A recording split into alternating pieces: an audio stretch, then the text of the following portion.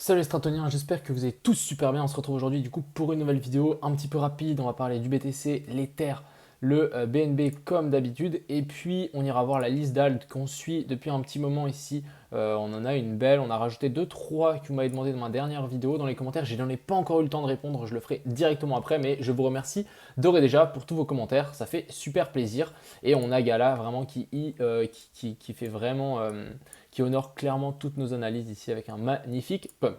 Sur ce, j'espère que cette vidéo vous plaira et on est tout de suite parti. Donc on va direct commencer ici par le BTC qui est toujours sur cette zone ici, hein, donc zone de rechargement de short. Je pense qu'on va l'enlever clairement, on est clairement en train de stabiliser sur la zone 0,118. Souvent c'est des rejets violents, donc je vais plutôt enlever ça. Et personnellement je pense qu'on va avoir une continuation haussière ici pour lundi. Bien évidemment demain c'est lundi, on n'est pas à l'abri d'avoir un dump, on n'est clairement pas à l'abri d'avoir un pump et un dump. Ce qui est souvent le cas. Donc ici, hop, on grimpe et ensuite on recorrige, on prend la liquidité, on enlève tous les shorters qui sont rentrés maintenant ici et on vient descendre et on corrige vers la zone des 45K. Donc plusieurs scénarios, comme je l'ai dit, soit le scénario du pump, pump and dump, je dirais vraiment hop on grimpe, donc ça serait clairement un petit bull flag, tiens pas un bull flag, un petit bull trap, hop on grimpe et on réintègre directement et on casse tout par le bas et on vient chercher du coup ces anciens tops ici, donc de la zone des 44 400 et la zone des 45 200. Si vraiment on arrive à péter ici en haut et qu'on arrive à latéraliser au-dessus, on la stabilise, ça pourrait être extrêmement bénéfique pour la suite. Et on aura deux zones ici à venir chercher qui seront assez pertinentes. On aura ici la zone des 0,786 qui sont effectivement la zone des 50 000 dollars à passer. Si on casse ça, je pense qu'on viendra directement chercher la zone des 53 000 pile poil. Ici le top et pourquoi pas latéraliser ici. On pourra même faire quelque chose d'un peu plus joli, c'est clairement monter vers la zone des 53 000 et ensuite redescendre, retester la zone des 48 000 et nous faire en fait une grosse tasse séance ou même une épaule, tête-épaule inversée. On n'est pas à l'abri hein, de se faire stopper ici comme ici, revenir vers chercher la zone des 44 000, 43 000, nous faire une grosse épaule, tête-épaule inversée ici qui pourrait être vraiment bénéfique. Hein. Donc si on revient par là, déjà je pense que vous avez commencé votre stratégie en DCA. Si on revient dans ces zones, je pense que vous pourrez clairement l'accélérer mais ça serait quelque chose de très propre. Pour le moment, comme j'ai dit, on est toujours dans ce petit triangle de compression, je pense, on est encore sur le top ici, à voir si on va le casser ou pas, mais ce que j'attendrai vraiment, c'est pas un truc trop violent, parce que si on fait un truc trop violent, on risque de clairement réintégrer demain, donc lundi. Je vous conseille de faire attention, n'oubliez pas vos stops, on n'est pas à l'abri hein, d'une méga bougie rouge pour l'ouverture des cours. On va parler donc de l'Ether qui m'a l'air un petit peu plus bullish quand même que le BTC. Donc les alts, clairement, ils ont l'air un peu plus puissants. Vraiment, hein, l'Ether, je pense qu'on peut clairement revenir ici dessus. Si le Bitcoin crash, je pense qu'on viendra faire un retest de la zone des 3169. Mais j'attendrai peut-être un petit pump encore. À voir. Mais en tout cas, l'Ether est plus bullish que le BTC. On est repassé au-dessus de cette grosse zone ici de résistance qui était support à l'époque. Si on revient faire support dessus, ça ne m'étonnerait pas du tout. On passe sur le BNB, donc le BNB qui galère donc sur les anciens tops. Ici, vous voyez bien que les bougies, elles deviennent de plus en plus petites avec des grosses mèches et le corps devient de plus en plus petit. Donc souvent, ça indique retournement de situation. On n'est pas à l'abri de venir retester ici. Bien évidemment, je pense que le Bitcoin donnera l'impulsion. Si vraiment on a un pump, bon bah, on aura une belle bougie ici. Si au contraire on a un dump, on peut clairement revenir chercher ces zones, donc la zone des 384 à 400 dollars pour le BNB. On va passer directement sur les alts, donc on ira très vite hein, parce que vous les avez déjà vus 36 fois. On a le C98 ici qui est venu faire un pullback sur ses anciens tops. Je voudrais clairement un pullback un petit peu plus profond. On a quand même un gros M-top qui s'est formé ici, donc ça ne sert à rien de FOMO. On a Chiliz, donc Chiliz qui est plutôt assez intéressant je trouve. On a une petite divergence haussière qui s'est formée ici donc en 12 heures. On a toujours cette grosse trendline ici à venir casser. Hein. Donc depuis ces deux tops, ici on avait fait un fake breakout. Ce que j'ai vraiment envie, c'est qu'on arrive à récupérer, je dirais pas, totalement cette zone, mais on va l'adapter, cette zone ici, donc la zone des 0,32. Ça sera vraiment une zone clé pour Chiliz. Ensuite, on a le DYDX qui continue sa chute. On a la zone des 0,32 qui fait bien office de support pour le moment, mais patience, je pense qu'on peut peut-être aller chercher plus bas. Donc ici, grosse zone de support. Ce que j'attends vraiment, c'est encore un dump. On a Elrond qui a continué à pumper. Moi, j'attends clairement un pullback ici, voire un pullback un peu plus profond. N'oubliez pas, les Fibos, c'est votre meilleur ami. Vous pouvez clairement les mettre comme ceci et venir chercher la zone 0,108. On a la zone 0,382 ici. Donc voilà, premier scénario, si on vient ici, on fait un petit W et on repartirait par le nord. Mais on n'est pas à l'abri de venir corriger un petit peu plus bas parce que c'est tellement obvious de venir ici que on peut clairement venir chercher un petit peu plus bas. Mais tout dépendra du BTC. Hein. Si le BTC nous dit que demain ça va pumper, bon, bah, on a Elrond qui vient nous faire ceci, peut-être une petite touchette et ensuite boum, c'est directement parti. En plus de ça, ce qui est bien avec Elrond, c'est que c'est quelque chose de plutôt propre ici, avec on pourrait clairement faire une jolie tasse séance avec la neckline de la tasse séance vers la zone des 258. On a le fil qui est en train de stabiliser sur cette EMA 200 ici en 2 heures. J'attends toujours ce petit retour sur cette zone, voire chercher encore cette zone un petit peu plus bas vers la zone des 64. Et ici, on a vers la zone 67, ça n'a pas touché, pas changé. Ensuite, ici, on a Gala. Après le breakout, bah, il a continué à grimper, magnifique. Hein. J'avais sorti un tweet pile poil ici. On est à plus de 28% depuis mon tweet, donc très content. Maintenant, quelqu'un qui m'ont posé des questions, ouais, c'est quoi la target long terme, etc. Je pense que les gars, pour le moment, vous pouvez clairement hold vos positions. On aura peut-être ça si on est en train de faire un pullback dessus, à voir si on traverse. Mais moi, voilà, je pense que je vais vendre vers la zone ici des 0,24 pour Gala. Donc, il y a encore du chemin. On n'est pas à l'abri de corriger un petit peu. N'hésitez pas à serrer vos stops. Si vous voulez directement sortir, si le BTC nous fait une petite dinguerie demain, on n'est pas à l'abri. Ensuite ici, on a HTR, la personne qui m'a demandé ça, donc déjà bien vu. Franchement, la pattern est super bullish. Magnifique pullback sur les anciens tops. On a une divergence ici, donc on la voit bien. Le RSI qui monte, le cours qui descend, cassure de la trendline. On latéralise sous la MA 200. Franchement, là, vous pouvez clairement rentrer en spot et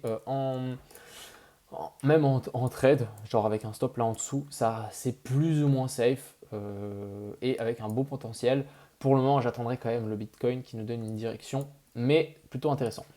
On a le LIT qui est pour moi aussi très intéressant. J'ai l'impression qu'en weekly, on est en train de faire un énorme W qui est en train de se mettre en place ici, donc ça ne rigole pas. On avait cassé la trendline, on est revenu un petit peu plus bas, on avait la divergence haussière.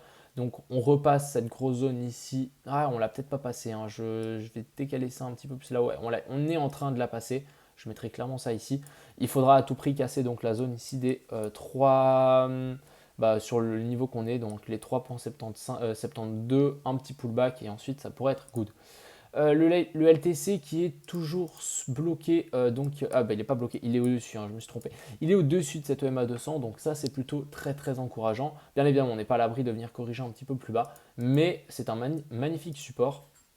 Je pense que ça dépendra beaucoup du BTC, mais en tout cas, magnifique support ici qu'on a sur le Litecoin. Ensuite, on a le NIR qui galère un petit peu, mine de rien. On a cassé ici donc ce biseau. Je vais voir si on ne peut pas tirer un autre. Un truc, quelque chose, truc du style. Ouais, en fait, avec les mèches, on ne l'aurait pas encore cassé. Mais pour le moment, pour moi, c'est cassé avec un petit pullback qu'on a fait ici. Pour le moment, ça latéralise. Je pense que c'est qu'une question de temps avant qu'on grimpe directement vers la zone des 11 $ pour le NIR. Mais très intéressant, hein. Je l'attendais, hein, ce breakout. On a le One, donc le One ici W. Est-ce qu'on est en train de casser la neckline de ce W? Ça pourrait être excellent si on casse ça. Bien évidemment, on attendra. Moi, j'attendrai vraiment un petit zigzag, un petit pullback sur le haut de ce W, avec ici cette magnifique cassure trendline avec un magnifique pullback. Mais très bullish. On a le RSR qui a aussi break cette trendline ici, on le voit. Donc lui, il n'a pas encore trop pump par contre. Ça, c'est plutôt encourageant. La chart, on voit qu'il y a un énorme potentiel aussi. Donc très intéressant pour la suite. On a le Shiba, donc j'en parlais juste avant sur le Telegram. D'ailleurs, n'hésitez pas à le rejoindre, hein, c'est dans la description. Ça, on peut directement discuter ensemble, c'est plutôt sympa. Et du coup, pour moi, ici, on a une grosse zone de range. Hein. Toute cette zone ici, je pourrais presque étendre ça jusque là-haut. Grosse zone de range à venir casser pour le Shiba. Si on casse ça, d'ailleurs, on est en train d'arriver dessus. Si on casse ça, ça risque de clairement s'accélérer et on risque de grimper, mais en flèche. On risque de clairement faire une dodge. Je voudrais bien chercher juste une charte un peu plus, avec plus d'historique. Peut-être celle avec contre le dollar. Elle y est où? Bon, elle n'est pas là, je sais pas. On va juste checker une charte avec plus d'historique. Ah, il n'y a pas beaucoup d'historique, dommage. Sachant que le Shiba arrive de très très très haut, ça ne m'étonnerait pas qu'on puisse exploser et qu'on vienne chercher un nouvel ATH.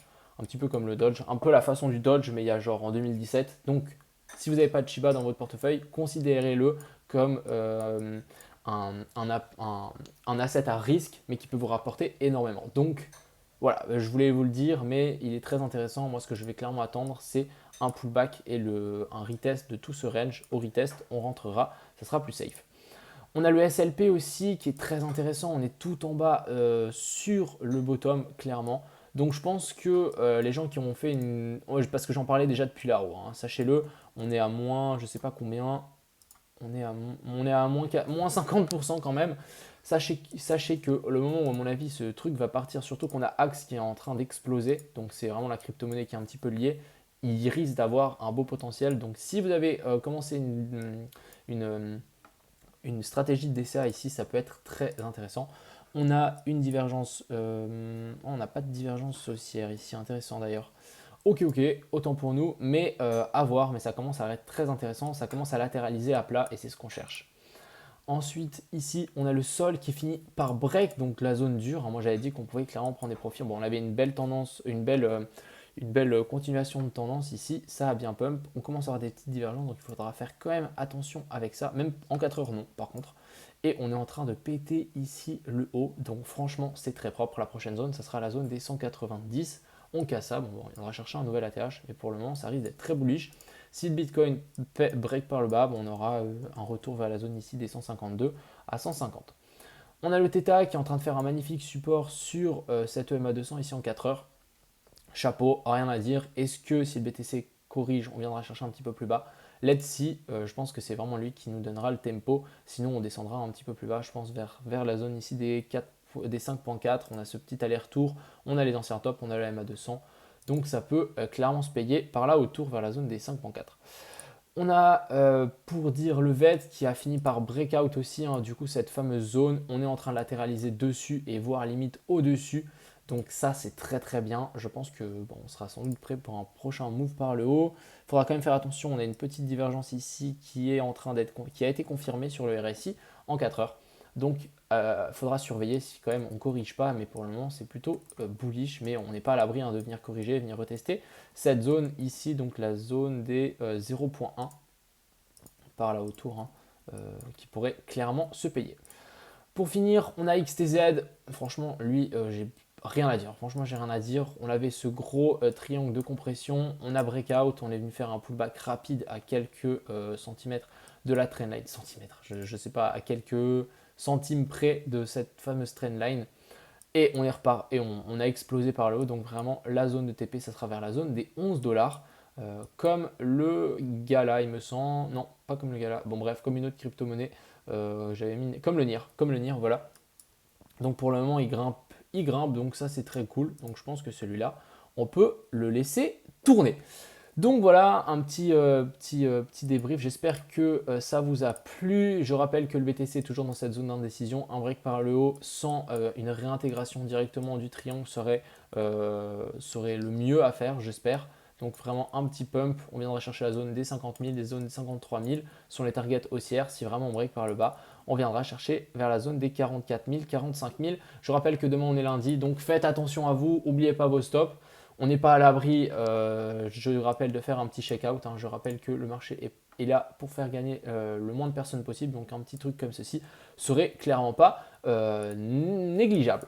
Sur ce, je vous souhaite une agréable soirée. Pas de live ce soir. En vrai, pas de live demain non plus parce que j'ai une conférence à Paris. Donc n'hésitez pas, j'ai mis un tweet par rapport à ça. N'hésitez pas si vous voulez venir, ça peut toujours être sympa. Et c'est une conférence crypto. Hein. Moi, je veux juste être là en tant que spectateur. Et je vous souhaite une agréable soirée et un bon lundi. Ciao les gars. Crypto, million. Crypto, million. Crypto, million. Crypto, million.